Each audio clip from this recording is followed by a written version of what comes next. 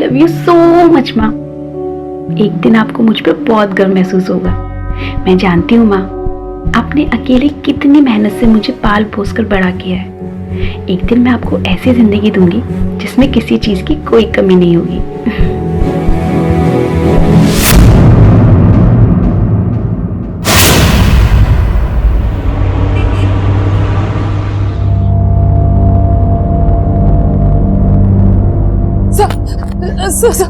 Sir मेरी बेटी अभी तक घर नहीं आई सर। उसका फोन भी स्विच ऑफ आ रहा है सर। मुझे कुछ समझ में नहीं आ रहा कि मैं क्या करूं। सर आपके सीनियर कहाँ है? कहाँ है आपके सीनियर? आप शांत हो जाइए मैम। सर मुझे समझ में नहीं आ रहा कैसे शांत हो। क्या चल रहा था? क्या हुआ मैम? सर मेरी बेटी रथी तकरीबन 9:30-10 बजे घर पहुंचने वाली थी सर। अब तक वो घर नहीं आई और मैं कई बार उसको कॉल कर चुकी हूँ, लेकिन उसका फोन स्विच ऑफ आ रहा है सर। उसके साथ उसकी एक फ्रेंड भी थी पूजा, उसका फोन भी नहीं लग रहा है सर। ऐसा पहली बार हुआ है। रति को कितना भी लेट हो रहा हो, लेकिन वो मुझे फोन करके जरूर इन्फॉर्म करती है। ये रति ने लास्ट टाइम कहाँ से बात की थी आपसे? कितने बजे कॉल किया था उसने? 9:15 बजे उसका फोन आया था। वो फतेहपुर वाला रास्ता है ना, वहां पे पूजा की स्कूटी बंद हो गई थी सो वहीं से कॉल किया था। टाइम देखा है तूने कितना लेट हो गया? इतनी लेट उस सुनसान रोड से आने की क्या जरूरत थी? कितनी बार मैंने मना किया है तुझे। हाँ माँ, और उतनी बार उसी जगह से सेफली घर भी कितनी बार आए हैं ना। आप क्यों टेंशन ले रहे हो? रिलैक्स, मैं और पूजा साथ में ही हैं। हम थोड़ी देर में घर पहुंच जाएंगे। अच्छा ठीक है बाबा, लेकिन दोनों जल्दी आ जाना। ठीक है माँ। पूजा के पेरेंट्स से बात की आपने? सर मेरे पास उनका नंबर नहीं है। अच्छा, वो कहाँ रहती है आपको पता है? जी सर।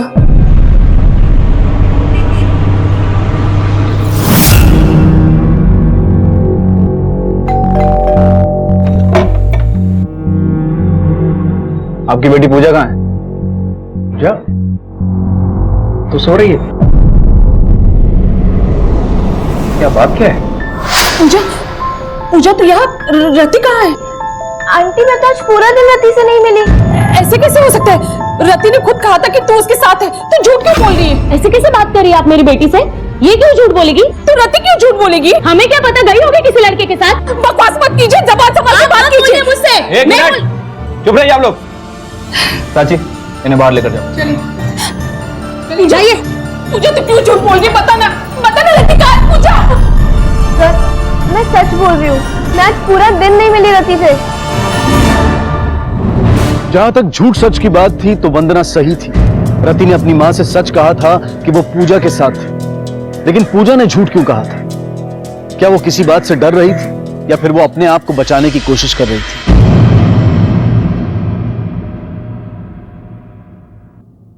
उसने यही कहीं से मुझे कॉल किया था सर। ठीक है, आप ये इंतजार कीजिए, हम लोग उसे ढूंढते हैं। मेरे अंदर चलो।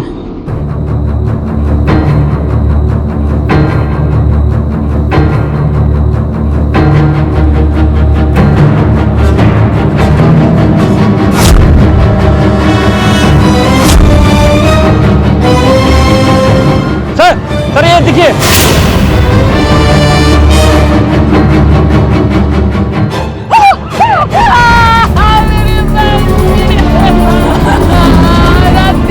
अंदर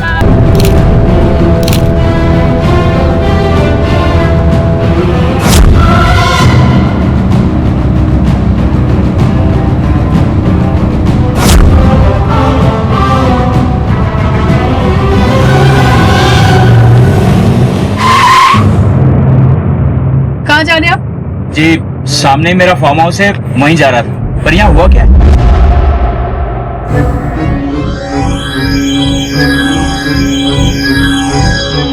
प्राची,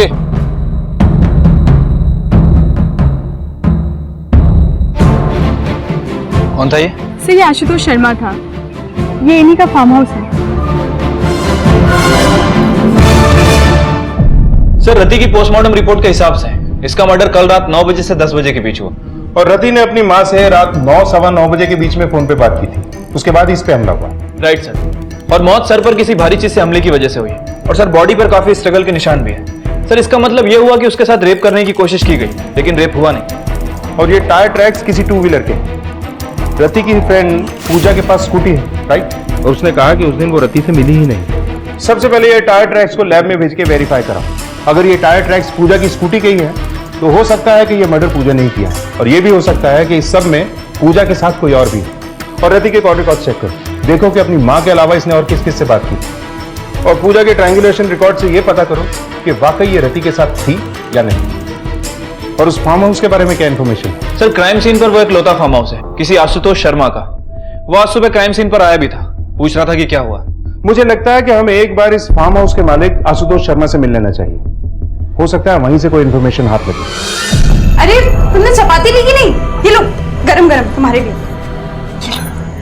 वाओ, क्या शर्ट है तुम्हारी, एकदम हैंडसम लग रहे हो। तुम पे ना बिल्कुल सूट करता है, चॉइस तो है तुम्हारी। अरे तुम ये लो ना, स्पेशली मैंने तुम्हारे लिए बनाया। कितने दुबले हो गए तुम। खाना हो गया ना तुम लोगों का? चलो निकलो। जी चलते हैं।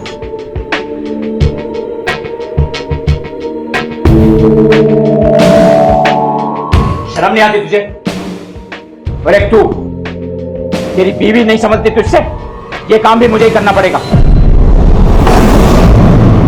क्या करेंगे आप और क्या करेगा आपका ये बेटा?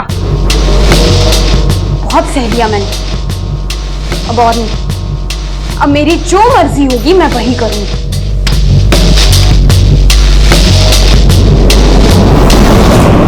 सब आपकी गलती है। मैंने मना किया था कि इससे मेरी शादी मत करवाओ, लेकिन नहीं। अरे तेरी शादी इसलिए करवाई थी कि तू आवारागर्दी बंद करे और काम पे ध्यान दे। फिर से शुरू हो गया, बैठिए।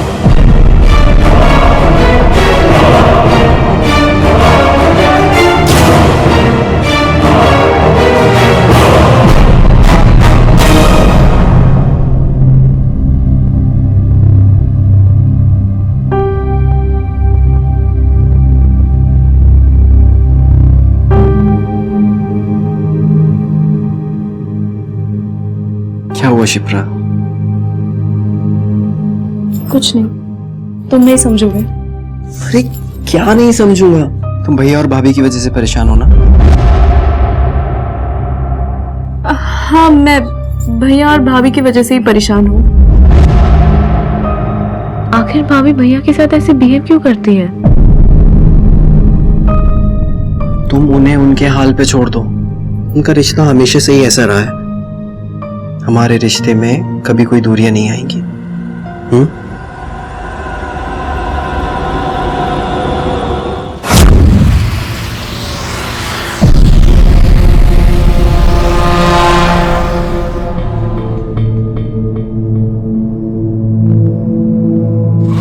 अजय वो फार्म हाउस मेरा ही है, पर उस लड़की के मर्डर से इस बात का क्या लेना देना है?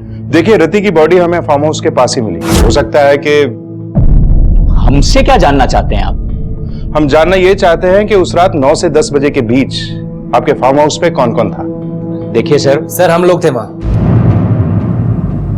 पार्टी कर रहे थे, बॉयज नाइट आउट।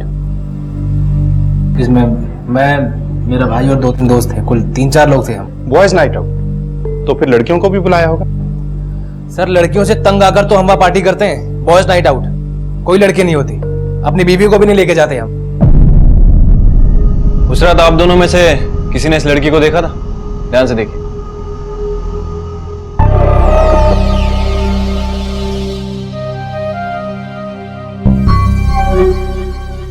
नहीं सर, इसे हमने पहले कभी नहीं देखा। ठीक है मिस्टर वेद, आपके बॉयज नाइट आउट में जो भी लड़के थे, हमें उन सबके नाम और नंबर चाहिए। वीरेंद्र, सबकी लिस्ट ले लें इनसे।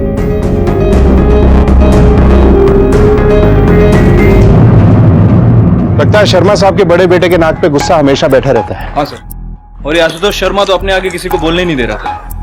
प्रमोद, इस घर के हर मेंबर की हिस्ट्री, ज्योग्राफी सब चेक करो। ये मर्डर इनके फार्म हाउस के इतना करीब हुआ है, हो सकता है किसी ने कुछ ना कुछ तो देखा होगा। Right sir, excuse me.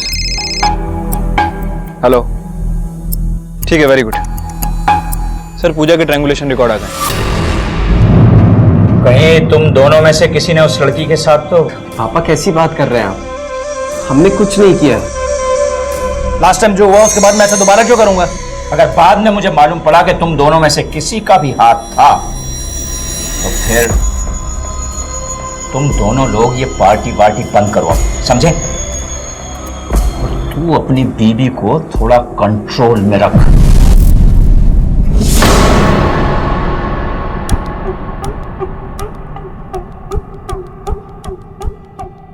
तुम इतना डर क्यों रहे हो? कुछ नहीं होता, डोंट वरी। लेकिन मीना ये सब गलत है। तुमने ही कहा था ना कि तुम्हें मेरी बहुत चिंता है, मेरे लिए कुछ भी कर सकते हो, तो अब क्यों पीछे हट रहे हो?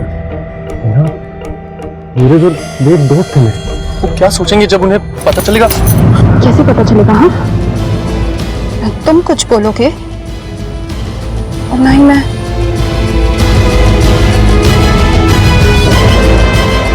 बस रिलैक्स करो और अपनी मेहनत का फल एंजॉय करो।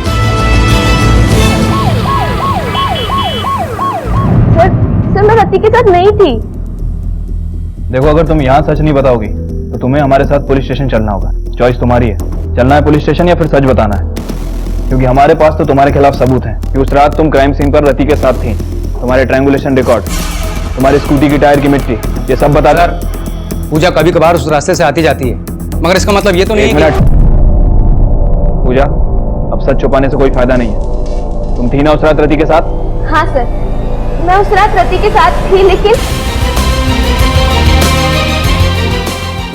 सर उसने मुझे बोला था कि मैं स्कूटी रोकूं क्योंकि वो किसी से मिलना चाहती थी। बस मैंने उसको वहां पे ड्रॉप किया और मैं अपने घर आ गई। उसके बाद मुझे नहीं पता कि वहां पे क्या हुआ। अगर रति वहां पे किसी को मिलने वाली थी तो मुझे जरूर बताती। सर आप मेरी बात को समझ ही नहीं रहे, मैं और रति बहुत करीब थी। सर पूजा वो आखिरी इंसान है जिसने रति को जिंदा देखा था। सर कहीं ऐसा तो नहीं कि पूजा और रति में किसी बात को लेकर लड़ाई हुई हो और फिर पूजा ने गुस्से में आकर उसका मर्डर कर दिया?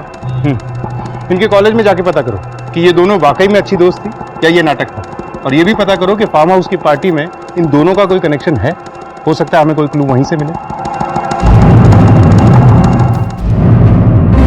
पहले पूजा और रति बहुत क्लोज फ्रेंड्स थे, पर फिर कुछ दिनों से पूजा को ये लगने लगा कि रति भी क्लास के उसी लड़के को लाइक करती है जिसमें पूजा इंटरेस्टेड थी। पर सर ऐसा कुछ भी नहीं था, रति को तो सिर्फ अपनी बुक्स में इंटरेस्ट था। सर इसे मैंने पहले कभी नहीं देखा, और वैसे भी 7 बजे से ही पी रहा था, इसलिए काफी नशे में था। अगर कोई आया गया भी होगा तो मुझे याद नहीं सर। ज्यादा कुछ तो याद नहीं है, हाँ, लेकिन वेद फोन कॉल अटेंड करने के लिए बाहर गया था। नहीं सर, मैंने इसे कभी नहीं देखा। ठीक है। पुलिस ने फार्म हाउस पर हुई पार्टी के सभी मेहमानों के कॉल रिकॉर्ड्स चेक किए, लेकिन उन्हें किसी पर भी शक करने जैसा कोई सुराग नहीं मिला। और यह भी कंफर्म हो गया कि वेद वाकई में अपनी पत्नी के साथ ही बात करने के लिए बाहर गया था। तभी एक ऐसी बात सामने आई जिसने इस पूरे केस को हिलाकर रख दिया। सर सभी के कॉल रिकॉर्ड को अच्छे से चेक किया, लेकिन किसी के खिलाफ कोई पुख्ता सबूत नहीं मिला। प्रमोद, उसे देखकर ऐसा लगता है ये एक रैंडम किलिंग है। किसी ने विक्टिम को वहां अकेले देखा और रेप करने की कोशिश की, फिर पकड़े जाने के डर से उसे मार दिया। सर मुझे तो लगता है कि इस काम में पूजा का ही हाथ है। हो सकता है किसी के साथ मिलकर उसने, लेकिन जब तक हमें किसी के भी खिलाफ पुख्ता सबूत नहीं मिल जाते, ये सब थ्योरीज थे। ये ले शर्मा फैमिली के डिटेल्स। ठीक है, तुम जाओ। सर बड़ा फैमिली बिजनेस है, दोनों ही बेटे बिजनेस को संभालते हैं। बड़ी की शादी 2 साल पहले हुई और छोटे की तकरीबन 3 महीने पहले। सर ये देखिए।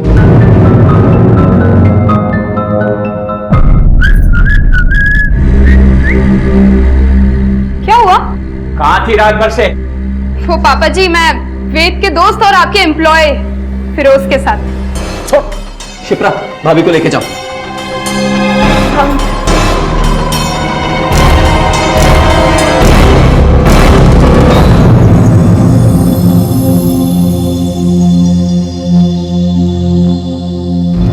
दीदी आप घर छोड़ के क्यों नहीं चली जाती? नहीं शिप्रा,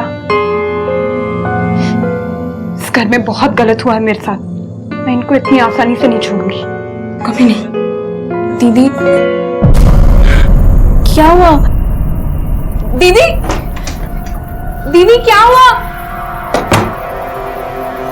दीदी आप ठीक हो? दीदी क्या हुआ? दीदी, दीदी क्या हुआ? कुछ तो बोलिए। आप ठीक है ना? I am bloody pregnant.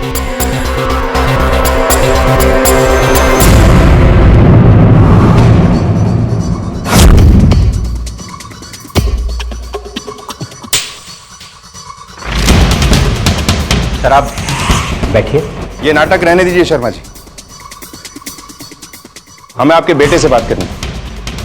वेद, 2 साल पहले तुम्हारी पत्नी लीना ने तुम पे रेप केस किया था।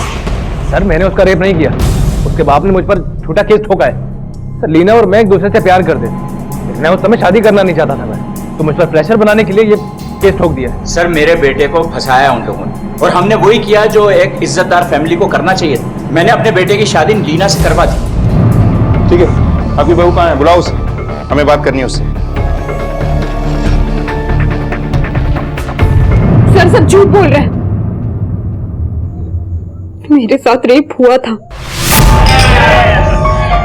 मेरे फैमिली फ्रेंड की शादी की बात थी, मैं अपने दोस्तों के साथ वहां थी, वेद भी वहीं था, अपने दोस्तों के साथ पिए जा रहा था, नशे में धुत।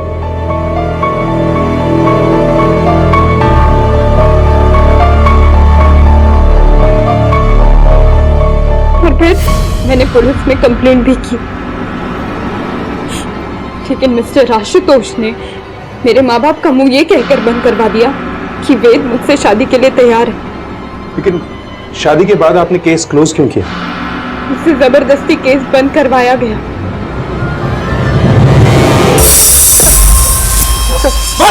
सर आप लोगों को जितना मारना आप लोग मुझे मार लीजिए, लेकिन सर सच नहीं बदलेगा, मैं बेकसूर हूं सर, मेरी कोई गलती नहीं है सर।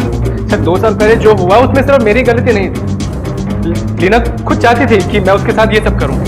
देख, बहुत सुन ली तेरी बकवास, अब सिर्फ सच बोल। बस आपसे सब सच ही बोल रहा हूं, मैंने उस लड़की के साथ ऐसा कुछ भी नहीं किया है सर। तुम ये पता करो कि लीना का रति के साथ कोई कनेक्शन था क्या? ये दोनों एक दूसरे को जानते हैं? Okay sir. हेलो, क्या? ठीक है सर, सुसाइड अटेम्प्ट हुआ है।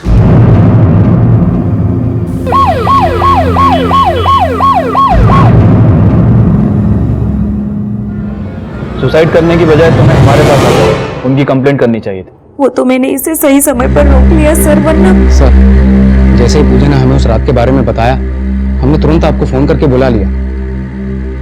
देखो पूजा, तुम अपनी फ्रेंड रति को इंसाफ दिलाना चाहती हो ना, तो फिर सच सच बताओ क्या हुआ था उस दिन।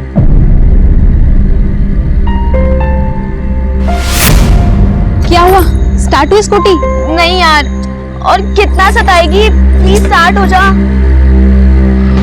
हो गई, चल चल बैठ बैठ। फाइनली, मुझे तो लगा था कि आज हमें पैदल ही घर जाना। नहीं बैठ। मुझे मेरी सबसे ज्यादा जरूरत थी, मैंने सब उसे अकेला छोड़ दिया, उसके लिए कुछ भी नहीं किया सर।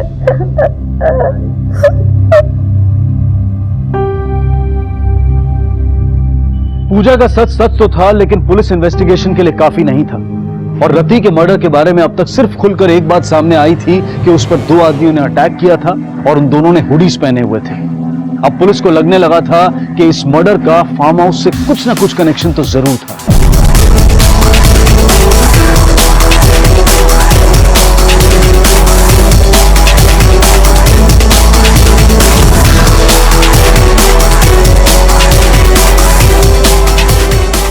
फार्म हाउस पर मिले सभी सबूतों को फोरेंसिक जांच के लिए भेजा गया। पार्टी के सभी मेहमानों से पुलिस ने नए सिरे से पूछताछ की और उन 2 लोगों ने जिस तरह का हुडेड जैकेट पहना था, उसे ढूंढने के लिए सभी मेहमानों के घर की तलाशी भी ली गई और उस तलाशी में सामने आया एक चौंका देने वाला राज।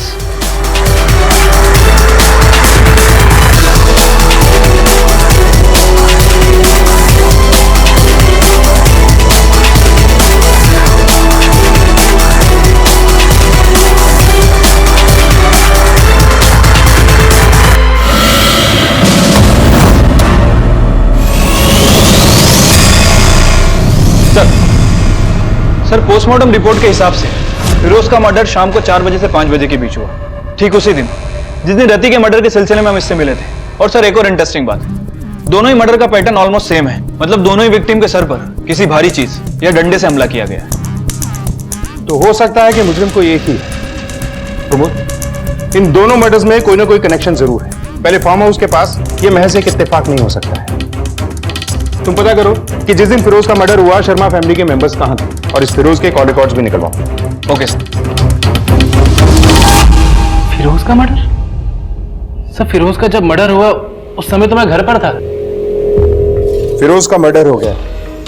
ये कैसे हो गया?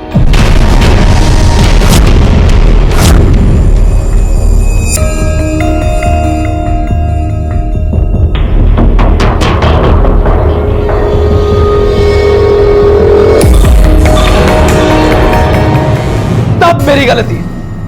मुझे लगा मैं पुलिस स्टेशन जाके सब हैंडल कर लूंगा, लेकिन दिखा रहे। रुक क्यों गए? मारो, उठाओ हाथ।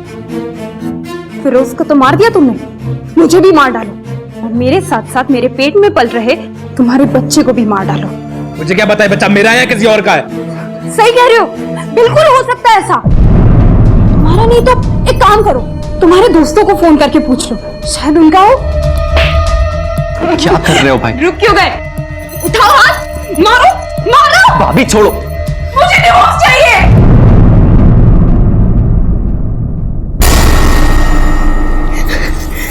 पर तुम्हें क्या हो गया अचानक से? हाँ, क्या बोल रही हो तुम? आज तो बोल दिया, आज के बाद बोलना मत।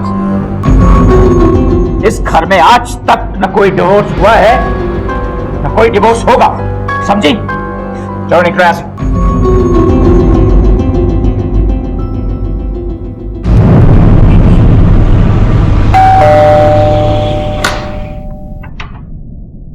जी? मैं आशुतोष शर्मा। वंदना जी, हमें ये जानकर बहुत अफसोस हुआ कि आपकी बेटी को किसी ने, मैं आपका दुख समझ सकता हूं। देखिए, जो चला गया है वो तो लौट कर आएगा नहीं। मैं चाहता हूं कि आपकी थोड़ी मदद कर दूं। लीजिए, देखिए, इससे आपका दुख तो कम नहीं होगा पर जीने में थोड़ी आसानी हो जाएगी।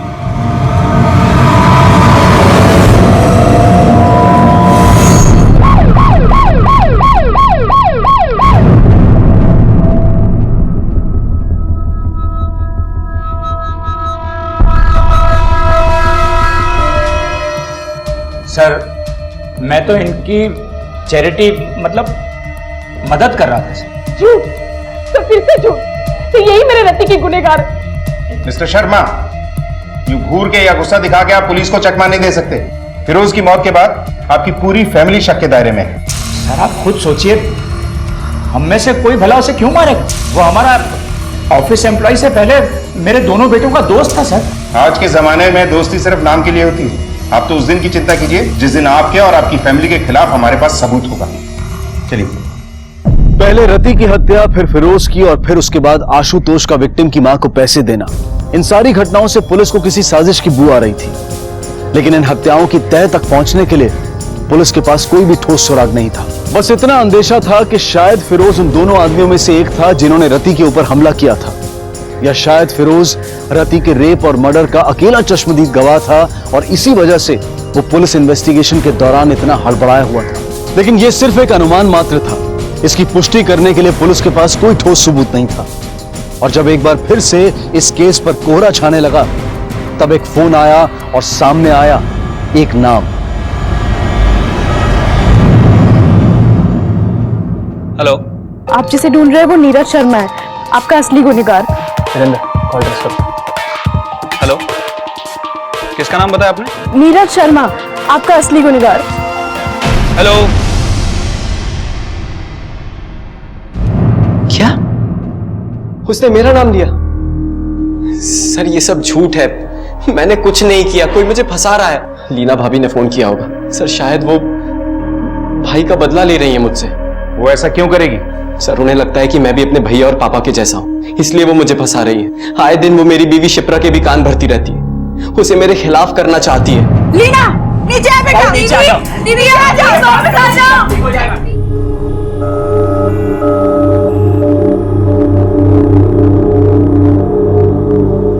थैंक गॉड की ज्यादा ऊंचाई से नहीं गिरी हैं, इसलिए बच गई। बट इनकी इंटरनल ब्लीडिंग्स भी हुई हैं और कुछ फ्रैक्चर्स आए हैं। आई एम सॉरी, हम इनके बच्चे को नहीं बचा पाए। रीना जी, हम समझ सकते हैं कि आप अपने परिवार से गुस्सा थे, लेकिन आपके कहने से हम ये कैसे मान लें कि नीरज ने रति का मर्डर किया है? मतलब कुछ सबूत है आपके पास? मैंने आपको कब कहा कि नीरज ने रति का खून किया है? आपने आवाज बदलकर हमें कॉल नहीं किया था? नहीं सर, और मैं किसी का नाम क्यों लूंगी?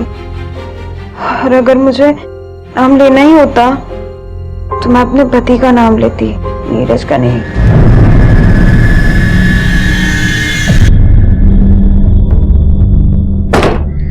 सर, लीना की बातों से तो लग रहा है कि सच बोल रही है।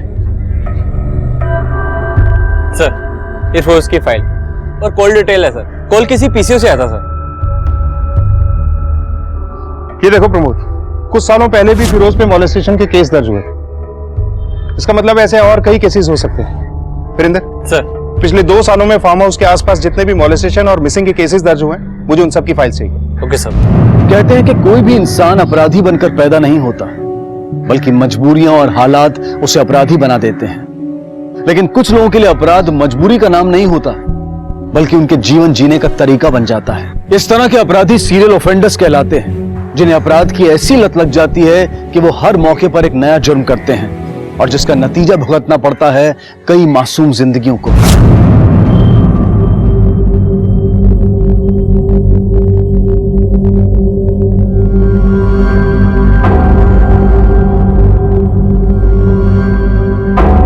तेरह महीने पहले एक मिसिंग कंप्लेंट दर्ज हुई थी।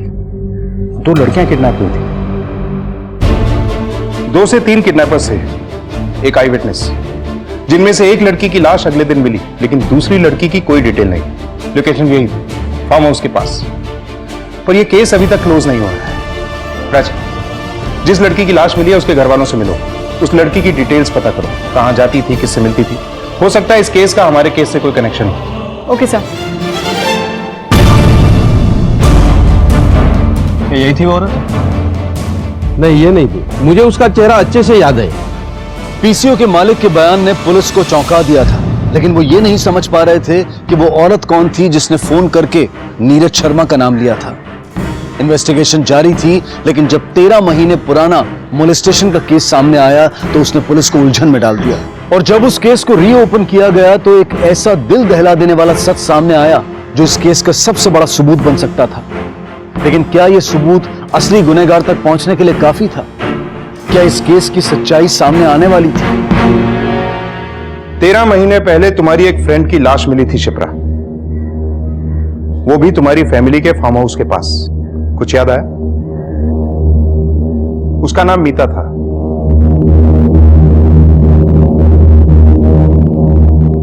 हमारे लिए नहीं तो अपनी दोस्त के लिए से। अपनी दोस्त को इंसाफ नहीं दिलवाओ? बोलो शिप्रा। सर, उस दिन मीता के साथ मैं भी थी और मीता का रेप हुआ था और मेरा भी।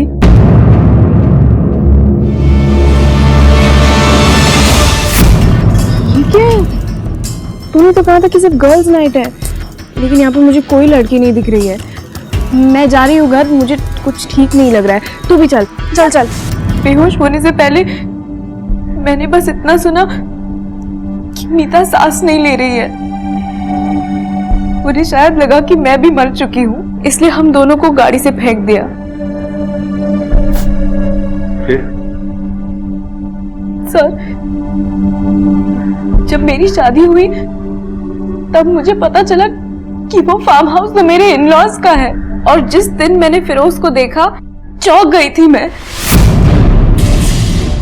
वही तो था जो उस दिन गाड़ी में था, और उसके बाद बस यही सोच रही थी कि कहीं उसके साथ वो जो और 2 साथी थे, कहीं मेरे पति और जेठ जी तो नहीं, या फिर मेरे ससुर। लेकिन मुझे कभी पता नहीं चला, इसलिए मैंने पीसीओ से कॉल किया था। आप जिसे ढूंढ रहे हैं वो नीरज शर्मा है, आपका असली गुनहगार। और मैंने नीरज का नाम लिया। मुझे लगा कि अगर इन्वेस्टिगेशन शुरू होगी तो सच तो सामने आ ही जाएगा। मैं समझ सकता हूं शिप्रा, उस फिरोज का हर रोज तुम्हारे घर में आना जाना था। उसे देखकर तुम्हें गुस्सा आता होगा, शायद इसीलिए तुमने उसे मार दिया। नहीं सर, फिरोज का खून मैंने नहीं किया है। ठीक है, अभी तुम जा सकती हो, लेकिन जब तक ये केस क्लोज नहीं हो जाता तुम्हें हमारे साथ कोऑपरेट करना होगा।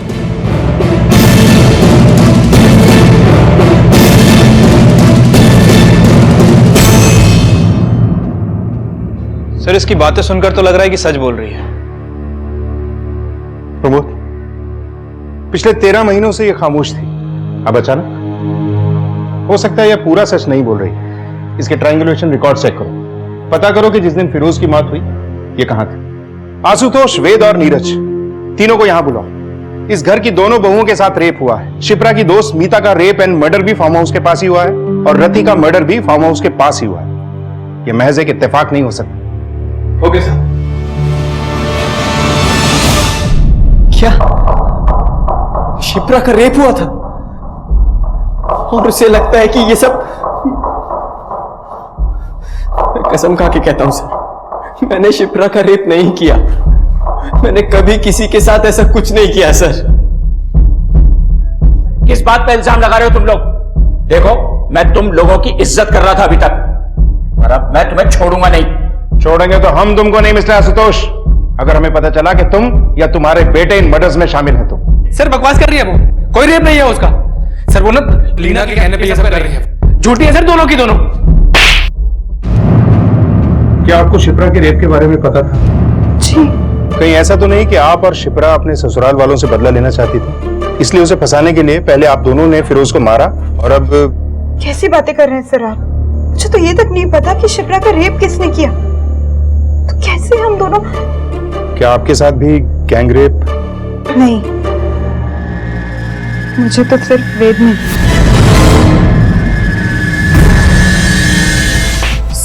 सर मैंने क्या किया है? रेप तो वेद ने किया था ना, मैंने तो सिर्फ देखा। वेद के बाद तूने और फिरोज ने अपना टर्न नहीं लिया था क्या? सर मैंने कुछ किया ही नहीं है। इतनी अच्छी तरीके से तोड़ो इसे कि इसकी एक एक हड्डी कड़क हो जाए। हो सकता है इन केसेस के बीच में कुछ और केसेस भी हों। मीता और रति की बॉडी मिली थी, हो सकता है कुछ और ऐसी बॉडीज हों जो आज तक मिली ही नहीं। तुम शहर के सारे मॉर्ग्स को चेक करो, फार्म हाउस का चप्पा चप्पा छानो, जरूरत पड़े तो कोर्ट से ऑर्डर लेकर पूरा एरिया खोद डालो।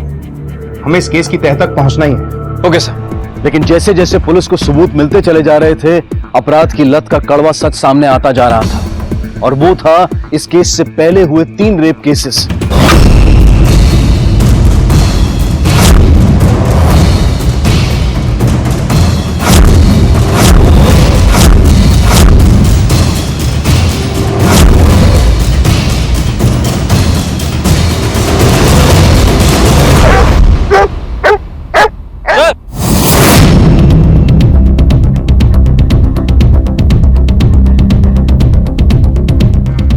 वीरेंद्र, खुद आओ इधर।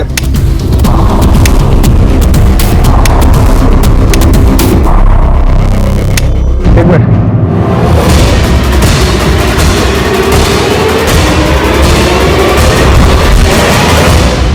वीरेंद्र, बॉडी निकालो। प्रमोद, चारों का पोस्टमार्टम करो। हो सकता है इनमें से कोई बॉडी ज्यादा पुरानी ना हो और हमें मुजरिम का डीएनए मिल जाए। इससे पहले कि एक और रेप हो, हमें ये केस क्लोज करना है। Okay sir. वीरेंद्र, एम्बुलेंस में कॉल करो। शिप्रा, लीना और मीता, और 13 महीने पहले भी तुम दोनों ने एक लड़की का रेप किया था। तेरा और फिरोज का डीएनए मिला है विक्टिम की बॉडी से। फार्म हाउस में पार्टी वाली रात को उस लड़की रति को क्यों मारा था?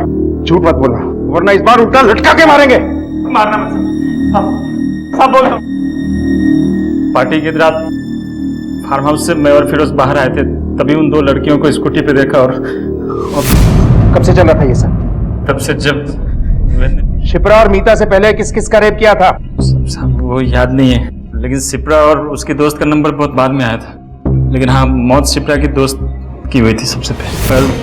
पर क्या? बोल।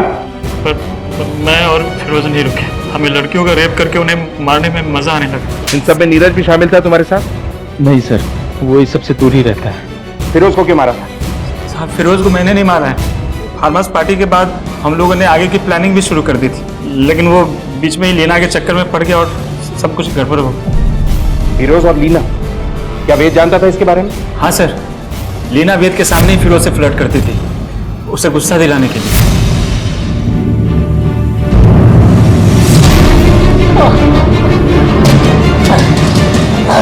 चल बोल, कैसे मारा फिरोज को? सर मैं कसम खा के कहता हूँ सर, मैंने नहीं मारा है सर। झूठ बोलने की कोशिश मत कर, समझा? तुझे अच्छी तरह पता था लीना और फिरोज के बारे में, और तू उन दोनों को नापसंद करता था। मैं जानता था सर कि लीना का फिरोज के साथ चक्कर चल रहा है, और मुझे कोई प्रॉब्लम नहीं थी उससे। सर लीना से मेरी शादी बस एक समझौता थी। फिरोज मेरा दोस्त था, मेरा हमराज था, मैं क्यों मारूंगा सर उसे? एक केस तो सॉल्व हो गया, लेकिन फिरोज का मर्डर किसने किया ये समझ में नहीं आ रहा। कहीं शक्ति और वेद झूठ तो नहीं बोल रहे? लेकिन सर उन दोनों को हमसे झूठ बोलकर क्या मिलेगा? I mean, जेल तो उन्हें जाना ही होगा। सर कहीं ऐसा तो नहीं कि शिप्रा हमसे झूठ बोल रही हो, उसी ने फिरोज का मर्डर किया हो? एक इंफॉर्मेशन निकालो।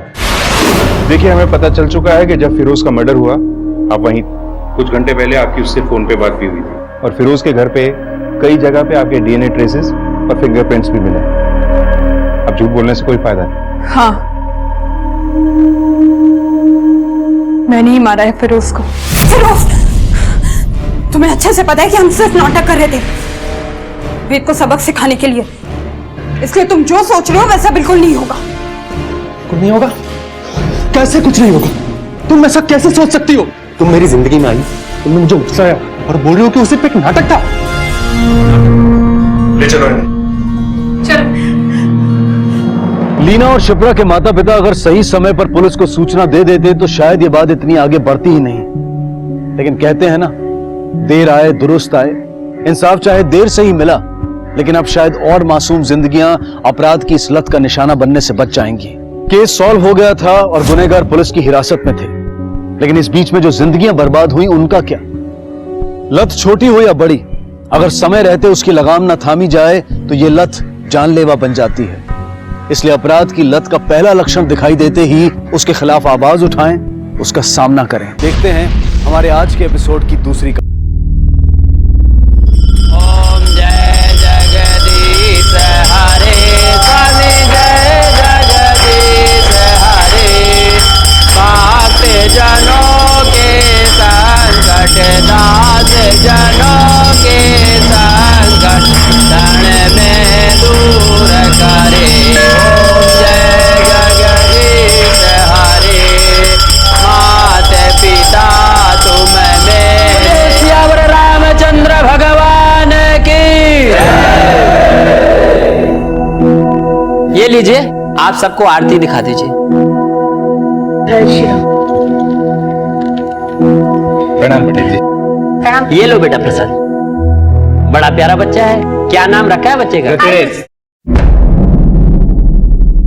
वो क्या है ना पंडित जी, हम सोच रहे थे कि कोई अच्छा नाम रख लेंगे राम जी के नाम पे। आप ही बताइए ना कोई नाम। अच्छा, हाँ जी हाँ जी, ले लीजिए प्रसाद।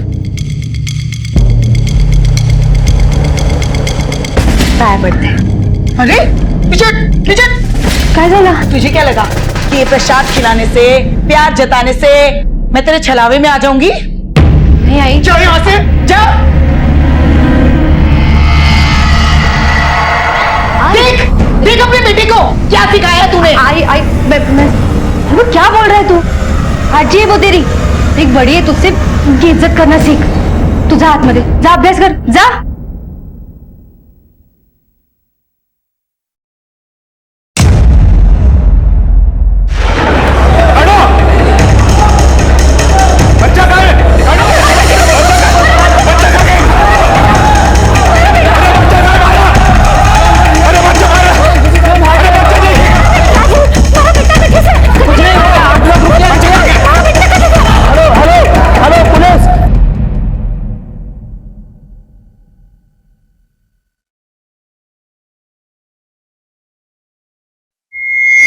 हेलो, हाँ हाँ, घर के बाहर ही खड़े रहना, मैं आ रही हूँ। हाँ ये थे।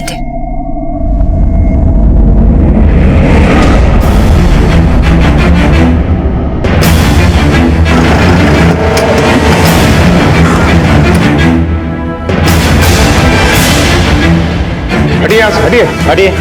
वागले, मंदिर के सारे एंट्री एग्जिट बंद कर दो, कोई भी यहाँ से भागने ना पाए।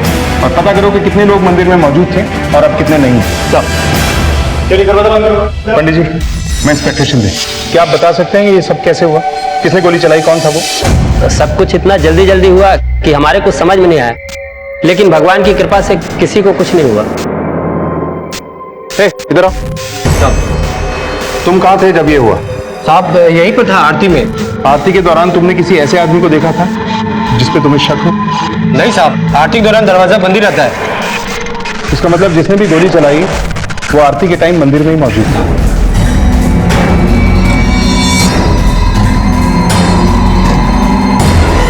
सर मैंने पूरे मंदिर अच्छे से चेक कर लिया है। ये 3 गोलियों के निशान और ये गोलियां मिली। गोली चलाने वाले ने गोली चलाई तो थी, बट लगी यहाँ किसी को लगी नहीं। सर मंदिर में मौजूद लोगों का कहना है कि गोली इस तरफ से चलाई गई थी। वागले, हमलावर का निशाना चूक गया या उसका मकसद सिर्फ दहशत फैलाना था? बात कुछ समझ में नहीं आ रही है। मंदिर में मौजूद लोगों से पूछताछ करो, शायद किसी ने उसे देखा हो। और चेक करो कि सीसीटीवी कैमरा इंस्टॉल्ड है या नहीं। Okay sir.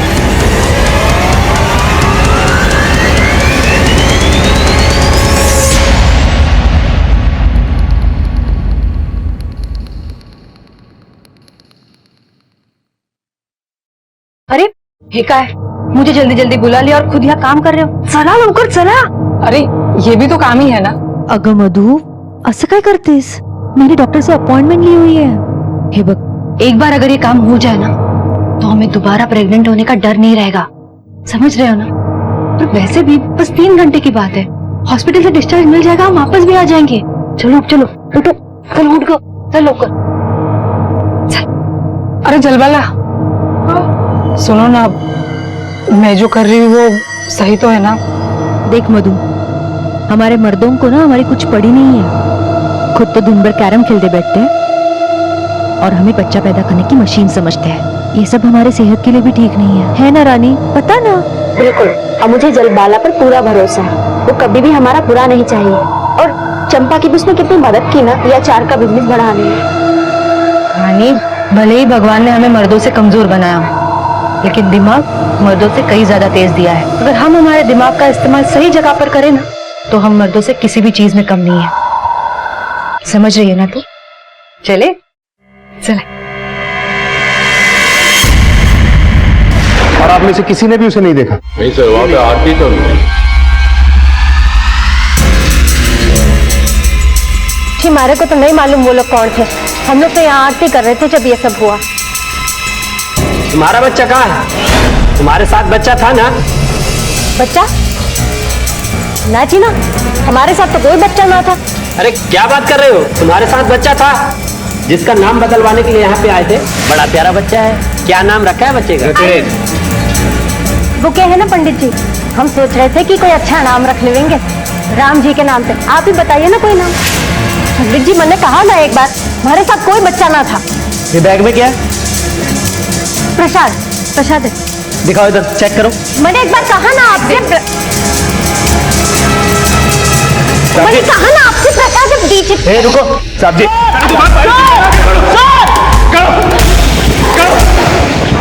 करो, बात करो। तुम्हारी चिंता ना कर, करो।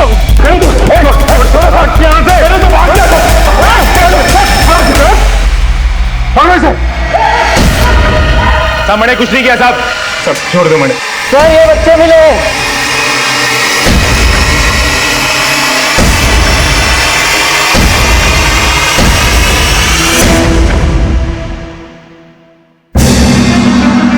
तेरा बच्चा है? सर वो औरत तो भाग गई।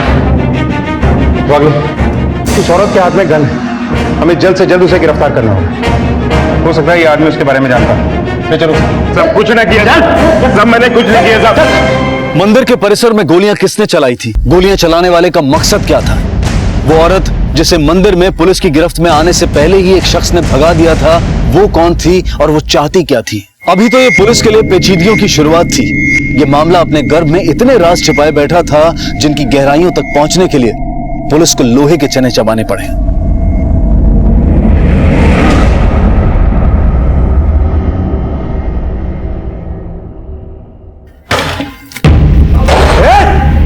किधर है सब लोग? अरे कौन हो तुम लोग हैं और ऐसे कैसे घुसा है हमारे घर में? प्रणव किधर है बता? हमें सच में नहीं पता प्रणव कहाँ है। कौन हो तुम लोग?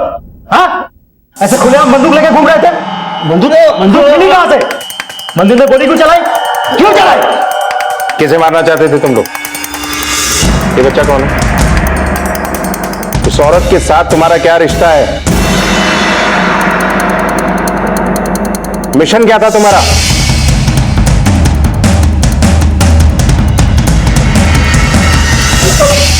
अपने मुंह से खुद ही बोलेगा या डंडा डाल के मैं बुलवाऊं? देख, तेरे सामने उस मंदिर के पंडित ने कहा था कि ये बच्चा तुम लोगों के साथ था। किसका बच्चा है ये? उस औरत के साथ तेरा क्या रिश्ता है? बोल। देख, अगर तू ऐसे ही शांत रहेगा ना तो मजबूरन हमें इस बच्चे को किसी एनजीओ को देना होगा। क्या तू ये चाहता है कि इस बच्चे को हम किसी अनाथ आश्रम या एनजीओ को दे दें?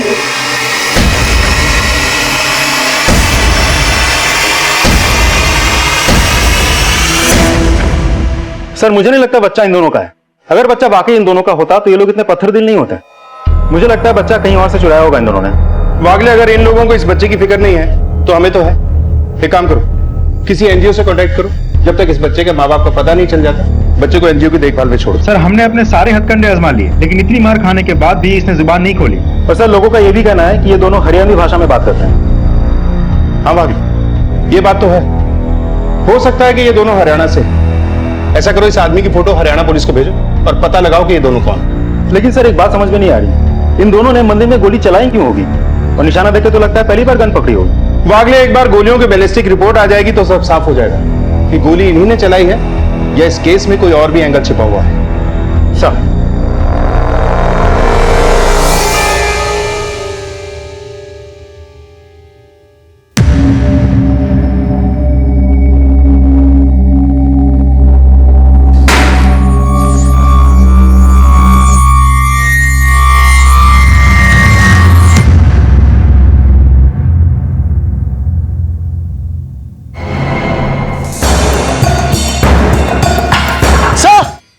जल्दी आइए, उस आदमी ने सुसाइड कर लिया है।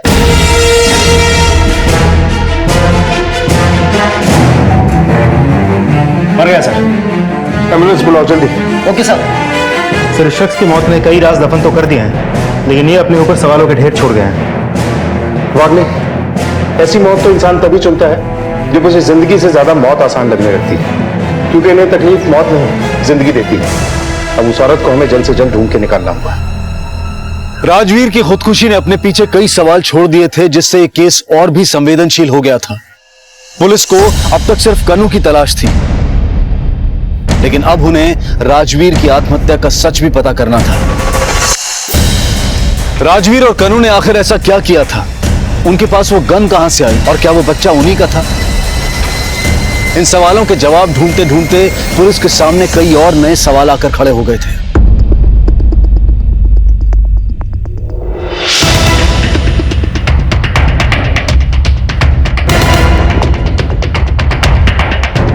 भैया सुना, जिस आदमी ने मंदिर में गोली चलाई थी उसी आदमी ने पुलिस स्टेशन में आत्महत्या कर ली।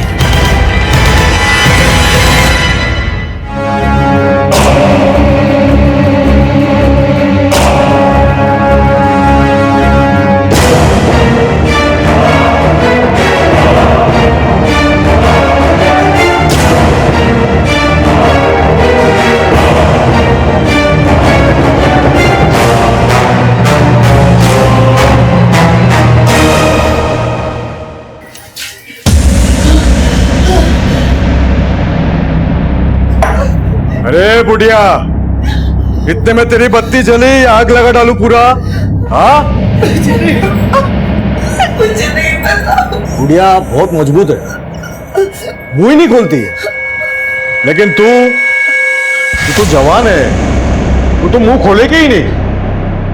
तुझे तो दर्द महसूस होगा नहीं, लेकिन तेरा ये पिल्ला, हाँ देखिए मेरे बच्चे को हाथ मत लगाइए। अगर इसको फेंकू तो देखिए हम सच में आपकी मदद नहीं कर सकते। हमारे वहां पे कुछ पता ही नहीं है, तो प्लीज छोड़ो वाला। आप चाहे तो मेरे साथ जो करना है कर ले, मेरे बच्चे को कुछ मत कीजिए। जो चाहे कर सकता हूँ। ए वांग्या, वो सुल में रह के काम करना भूल गया। करे क्या है? क्या है?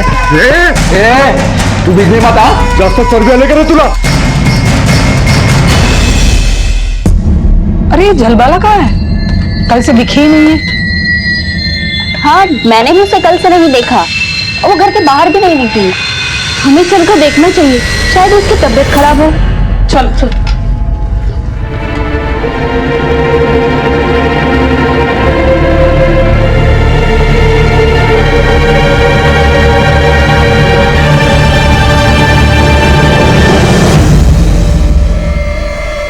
चलो बेटा, हमें बच्चे से भी कोई इन्फॉर्मेशन हाथ नहीं लगी है और मैंने हर पुलिस स्टेशन में क्रॉस चेक कर लिया, लेकिन किसी भी पुलिस स्टेशन में इस बच्चे की मिसिंग कंप्लेंट रजिस्टर नहीं है। मुझे तो लगता है इस बच्चे को किसी और शहर से चुराया होगा। वैसे मैंने इस बच्चे की सारी details national missing person database में भेज दी, वहीं से कुछ खबर मिल जाएगी। वागले, ऐसा भी तो हो सकता है कि ये बच्चा उन दोनों का ही। एक काम करो, इस बच्चे के डीएनए को उस मरे हुए आदमी के डीएनए से मैच करो, सब कुछ क्लियर हो जाएगा। तब तक इस बच्चे को एनजीओ में भेज दो, यहाँ रहना इसके लिए ठीक नहीं है। ओके, जब तक इस बच्चे के माँ बाप का नहीं पता चल जाता ये आपके एनजीओ में रहते। रेनू,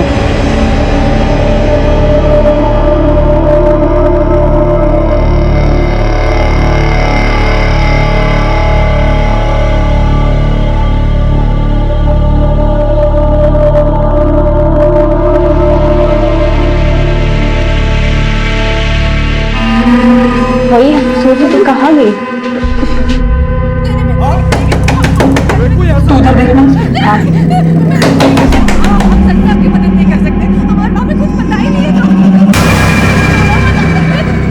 सुनो, वो ध्यान से सुनने की कोशिश करो, अंदर से कुछ आवाजें आ रही है।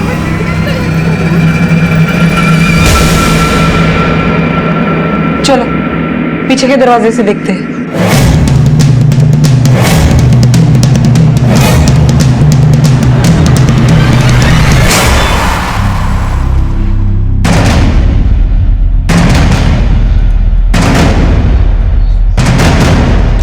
कुछ तो प्रॉब्लम है।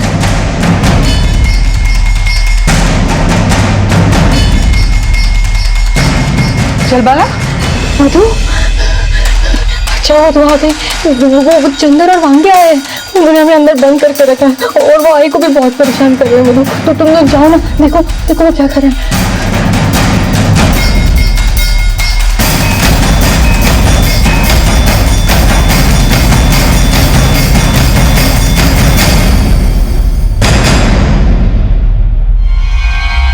ये क्या कर रहे हो तुम लोग? क्या चल रहा है यहाँ पे? ए भाभी लोग, क्या रे?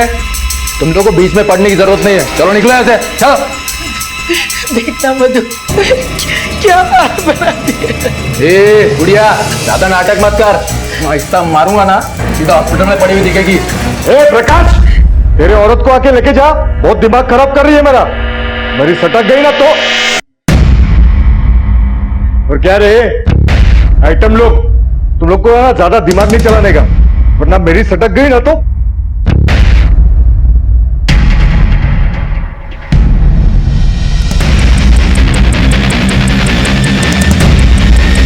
अरे इतना टाइम लगता है तुम लोगों को आने में? चलो जाओ, अपने अपने औरतों को लेके जाओ। क्योंकि हीरो ने जो इनको पहचाने चली आई।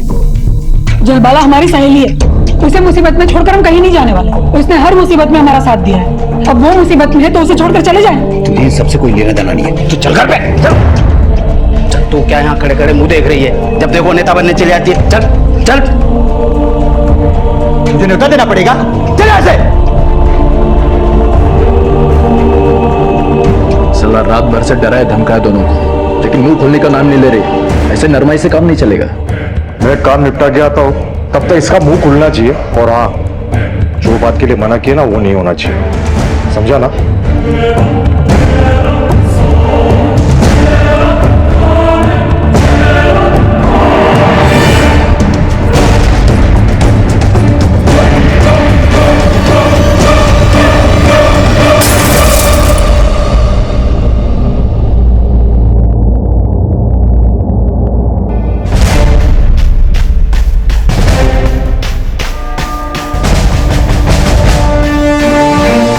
किसी ने पत्थर मार के कांच तोड़ा है, जान पूछ के किया है किसी ने ये सब।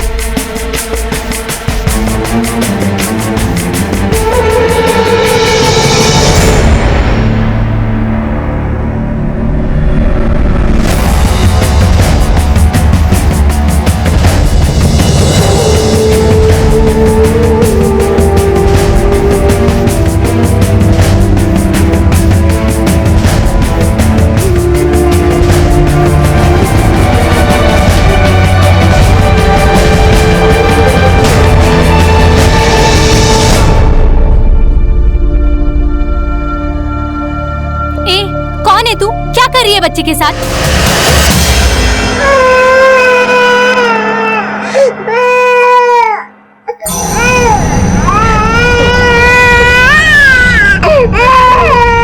ऐसे नहीं मानेगी ना तू?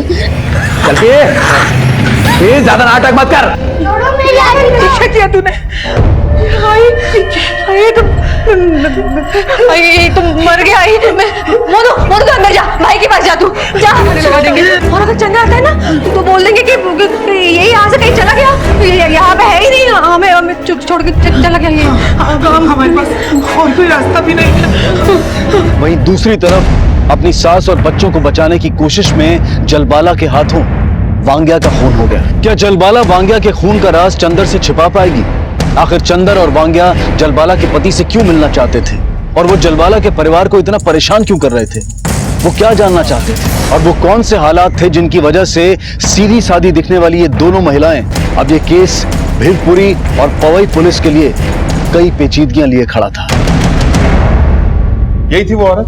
हाँ सर, यही थी। सर, अगर उस औरत ने बच्चे को किडनैप किया तो अपनी ही जान जोखिम में डालकर एनजीओ जाके बच्चे क्यों चुराए? किसी भी गैंग का मेंबर अपनी टारगेट के साथ कभी इमोशनली अटैच नहीं होता, तो इसने ऐसा क्यों किया होगा? ठीक है, आप लोग जा सकते हैं। वागले, मुझे लगता है कि वो बच्चा इसी औरत का है। अगर वो बच्चा इस औरत का नहीं भी है तो भी इस औरत का उस बच्चे के साथ कोई ना कोई कनेक्शन जरूर है, वरना कोई खुद को मुसीबत में डाल के इतना बड़ा रिस्क नहीं लेगा। एक काम करो, इस औरत की फोटो पूरे शहर के पुलिस स्टेशन में भिजवा दो, हर जगह पूछताछ करो। किसी न किसी ने तो इसे देखा होगा। मुझे लगता है ये औरत भागने की कोशिश करेगी। हमें हर हालत में इस औरत को गिरफ्तार करना है। सब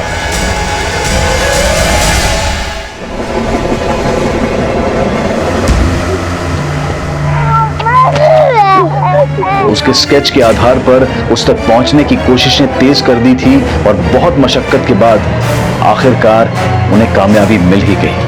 सुन, इस औरत को कहीं देखा है? हाँ साहब, देखा है सर, जानता हूँ मैं इसे।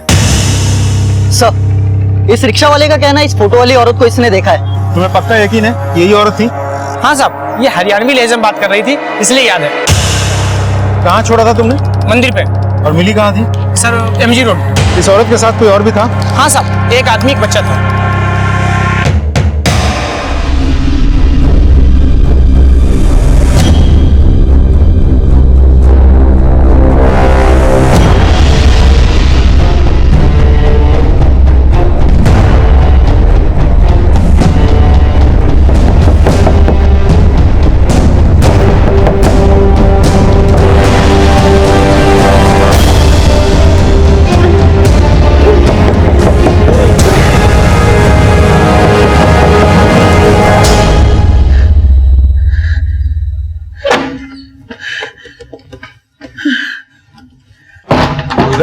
वांग्या किधर है? और तू इधर? तू अंदर थी ना? हाँ, वो तो तुमसे मिलने गया, बोला तुमने बुलाया है। झूठ बोलती है। हाँ, वो तो कब का चला गया, वो यहाँ नहीं है। ए वांग्या! अरे लेकिन ए वांग्या! क्या है अंकल? अरे कोई नहीं है, चला गया। अरे यार, यहाँ के सुनिए, कोई नहीं है यहाँ पे, हम कह रहे हैं ना। कब?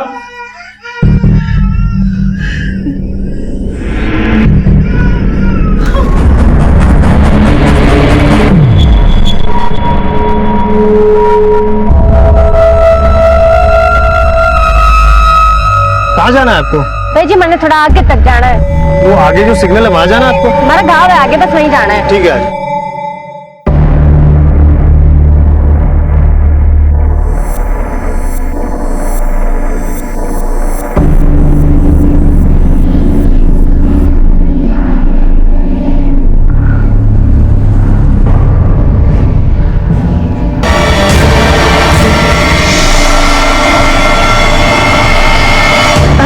अरे जरा ठीक से खिला बेटा।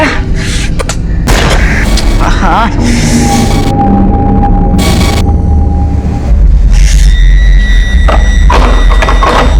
अरे कौन है?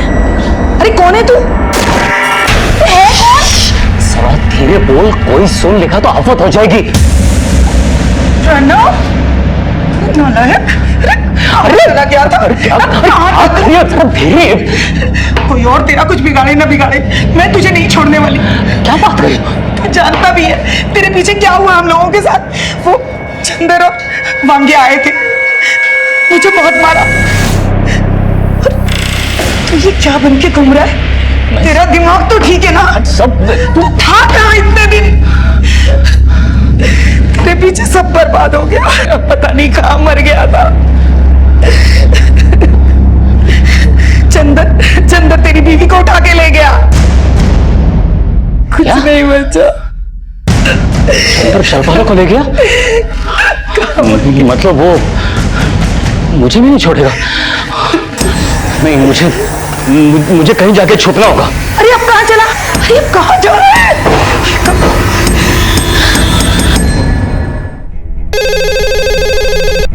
हेलो। हाँ सर, वो मैंने बुरखे वाली औरत को मैंने अभी मुंबई छोड़ा है। क्या तुम्हें पूरा यकीन है कि ये बुरखे वाली औरत वही पोस्टर वाली है? जी हाँ सर, जी बिल्कुल वो पोस्टर वाली ही औरत थी। अच्छा, उसके साथ में कोई और भी है? जी हाँ सर, उसके साथ एक बच्चा भी था। बच्चा? क्या ऐसा लग रहा है कि ये बच्चा उसने कहीं से चोरी किया है? नहीं सर, वो तो उसकी माँ लग रही थी। तुमने जहां भी इस औरत को छोड़ा है, हमें उस जगह का एड्रेस एसएमएस कर दो।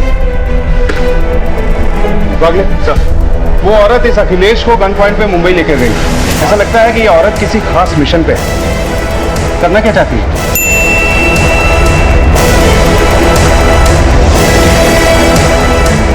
वागले, हमें मुंबई जाने की तैयारी करनी है।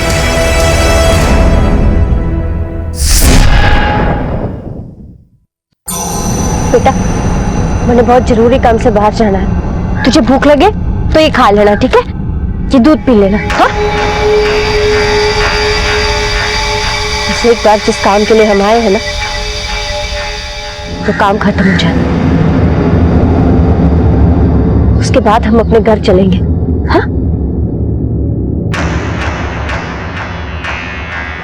अरे ये काम किया तुमने अब तक? सुनो, अरे इधर देखो मेरी तरफ। कल ठीक 8 बजे आ जाना और काम सही वक्त पे शुरू हो जाना चाहिए, समझे? मैं कुछ नहीं सुनने वाला। काम वाम कुछ करते नहीं और पैसे मांगने के वक्त बिल्कुल सर पे खड़े हो जाते हैं।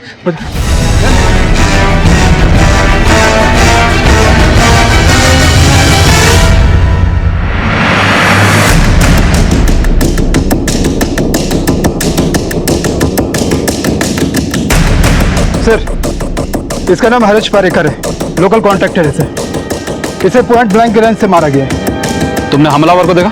हाँ सर, एक औरत बुरके वाली भाग के जा रही थी।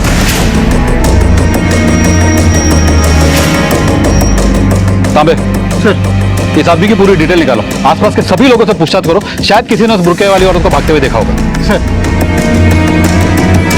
मुंबई के पवई इलाके में अचानक हुई इस हत्या से इलाके में सनसनी फैल गई थी। कॉन्ट्रैक्टर हरीश पारेकर की हत्या किसने और क्यों की थी, और इस हत्या का इस कहानी से क्या लेना देना था? इस केस में अब तक सिर्फ सवाल पर सवाल उठ रहे थे, जिनके जवाब ढूंढना पुलिस के लिए आसान नहीं था।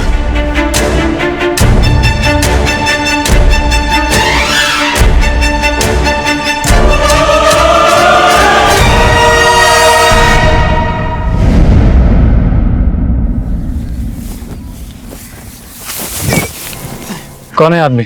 इसे जानते हो? नहीं साहब, मैं नहीं जानता इसे।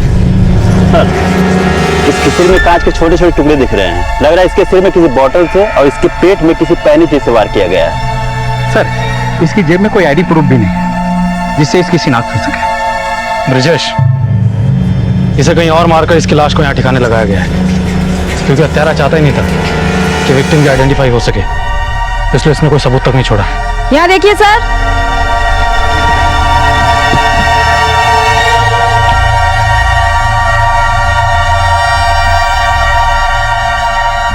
यहाँ पर भी खून के निशान है। लगता है बॉडी को इसी रास्ते से लाया गया है। सर, इधर जो खेत है ना, उसके बाद एक रोड है जो अक्सर सुनसान रहता है सर। मुझे लग रहा है कि लाश उसी रास्ते से लाई गई है। उस रोड पर सभी लोगों से पूछताछ करो, किसी ने तो कुछ देखा होगा। और हाँ, विक्टिम का फोटो सारे पुलिस स्टेशन में सर्कुलेट करा दो। Okay sir.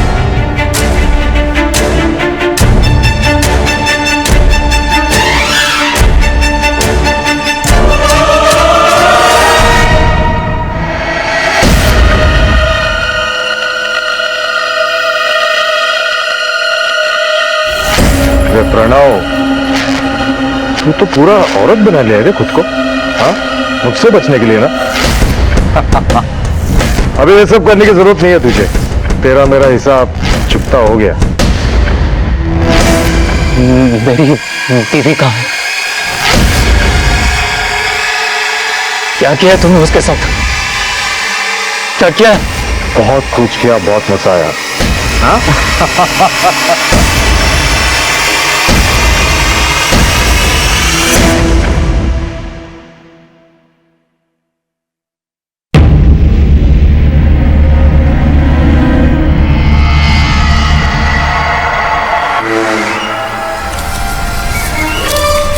ये ले भाई, 250 ग्राम चने भी दे दे। भाई जी ये दूध का पैकेट कितने का है? 22 रुपये।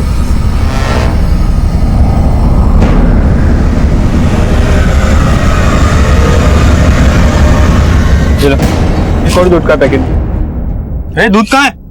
दूध, ए रुक।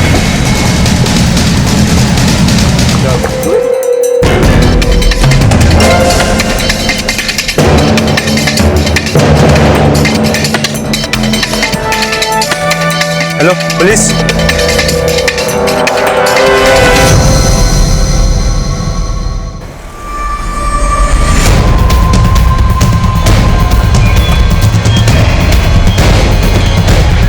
आइए साहब, मैंने फोन किया था। साहब ये औरत, इसने बुर्का पहना था।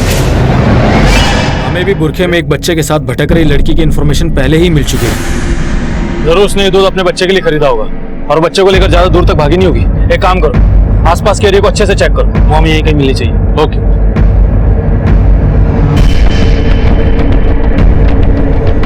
चलबला कहाँ होगी?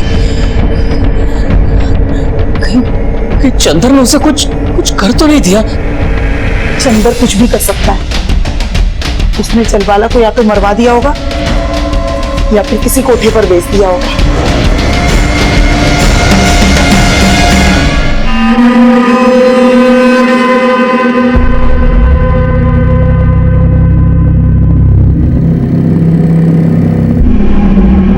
क्या है, कुछ चाहिए क्या आपको? नाम शंकर सिन्हा है।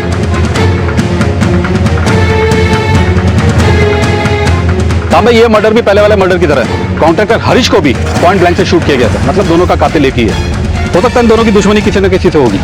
सर कहीं ये सीरियल किलिंग का मामला तो नहीं है, क्योंकि हरीश का जहाँ मर्डर हुआ है यहाँ से ज्यादा दूर नहीं है और मुझे लग रहा है खूनी आसपास ही कहीं रहने वाला है। सर खूनी कोई औरत तो नहीं है? इस औरत के पास गन कहाँ से आई होगी? इस औरत की कोई ना कोई तो इन दोनों से दुश्मनी होगी, तभी उसने इन दोनों को मार दिया। अब इससे पहले किसी और को मारे, हमें इसे जल्द से जल्द पकड़ना होगा। बॉडी को पोस्टमार्टम लिए भिजवाओ।